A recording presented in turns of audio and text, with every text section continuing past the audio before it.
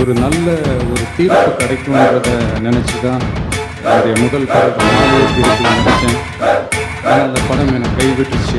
நிறைய பேர் சொல்லி கேள்விப்பட்டிருக்கேன், வெற்றிக்கு பின்னாடி ஒரு ஆணோ ஒரு பொண்ணோ இருப்பாங்க அப்படி இப்படிங்களாம். ஆனால் எனக்கு பின்னாடி நிறைய அவமானங்கள் தான் இருக்கு. வெற்றிக்காக எவ்வளோ வேணாலும் உழைக்கலாங்க, ஆனால் வெற்றி அடைஞ்சிடக்கூடாதுன்றதுக்காகவே ஒரு கூட்டம் உழைச்சிக்கிட்டு இருக்கு. அதே நேரத்தில் அவ்வளோ ஈஸியால் இந்த உலகத்தில் நம்மளை வாழ விட்டுற மாட்டாங்க, கூட்டு ஒரு வழி பண்ணுவாங்க.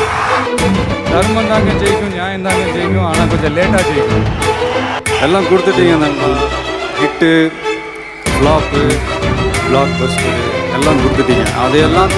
அதையெல்லாம் விட பெருசு உங்களை நான் சம்பாதிச்சதுதான் நான் நினைக்கிறேன்.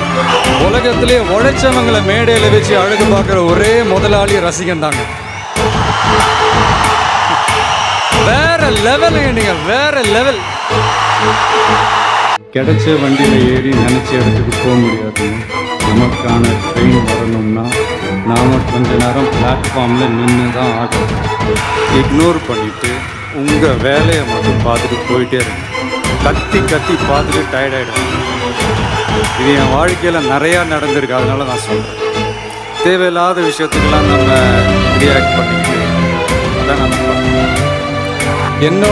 என்னுடைய ஃபோட்டோவை கிளிங்க, பேனர் உடைங்க, எனக்கு அதை பற்றி ஒன்றும் இல்லைங்க.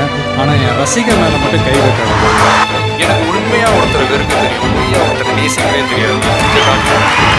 இப்போ அழகும் ஆடம்பரமும் இருந்தால் 1000 பேர் கூட ஆசையாக பழவாங்க. அன்பாக இருந்தால் பழகிற 10 பேர் கூட உண்மையாக சுப்பேத்திரவங்கிட்ட உண்முன்னா, கடுப்பேத்திரவங்கிட்ட கம்முன்னு இருந்தால் வாழ்க்கை ஜம்முன்னு இருக்கணும்.